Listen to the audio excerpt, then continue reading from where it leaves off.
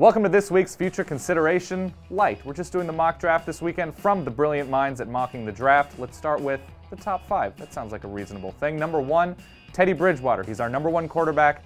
Houston's got a very good defense coming back, the offensive line in pretty good shape, the running game, the receivers. There's a lot of things to like in Houston. That quarterback position is the missing piece. Love Bridgewater here. Number 2, Greg Robinson to St. Louis. Hard to argue with improving an offensive line, particularly in a division with very good defenses. Seattle and San Francisco are dangerous places to play. So I like that pick a lot. Number 3, JADEVEON CLOWNEY, best player in the draft to Jacksonville, a team that needs things like the best players. I like that. Gus Bradley certainly will. Blake Bortles at number 4 to Cleveland. I don't know the last time they had a very good quarterback. Blake Bortles' ceiling probably isn't excellent, outstanding, Hall of Fame, but very good. Yeah, Cleveland will take that. And at number 5, Jake Matthews, Texas A&M. Oakland needs help everywhere. That's just a reality.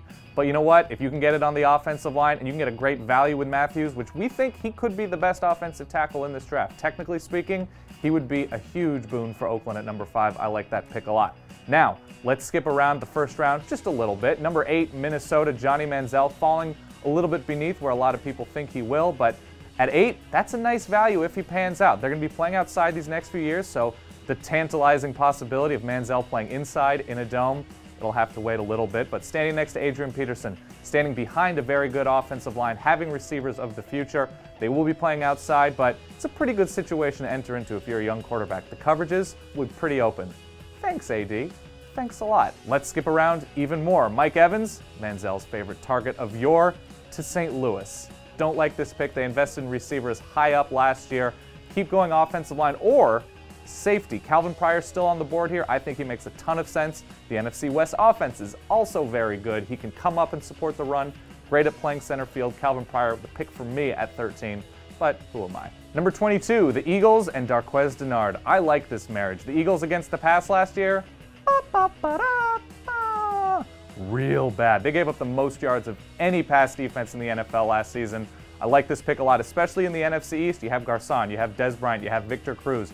A lot of responsibilities. You get a big physical guy that can play on an island, just makes the job easier. Speaking of which, number 25, San Diego, another team that can use all the corner help in the world. Sure, they've invested in the cornerback position as well this offseason, but Jason Verrett, a guy I like a lot, very fast, very physical, unafraid against the run. I like him a lot there. At 28, Carolina and Brandin Cooks, last year's Blitnikoff Award winner. All the speed in the world. I like this pick a lot because this is who Carolina has returning at receiver this coming year. Yes, he offers speed, he offers consistency, durability. I like Brandin Cooks a lot here. A little bit smaller, but he is a future guy that can turn heads. And finally at 30, let's stay with the receiver theme. Jordan Matthews, a record-setting SEC receiver from Vanderbilt. Let that sink in. Very good hands, fast, good route runner, very complete, experienced. I like this pick a lot. The Niners targeting a number of receivers in free agency, but when you're investing for the future with that offense, a great offensive line, the running game, the quarterback, that's another team with that missing piece, receiver depth. I like this pick a lot. All right, so there's our round 1 mock draft of the week. Tell us where you agree, where you disagree.